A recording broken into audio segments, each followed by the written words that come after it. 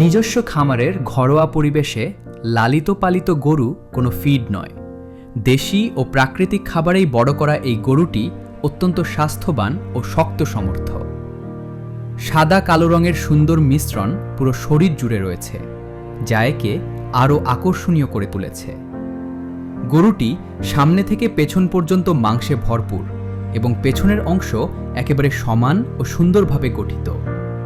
সামগ্রিকভাবে এটি একটি ফিট ও দৃষ্টিনন্দন গরু, খামারের সেরা গরু।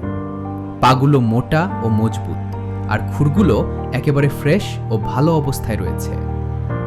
রং ও গঠন দুই দিক থেকেই গরুটি বেশ নজর কাড়া।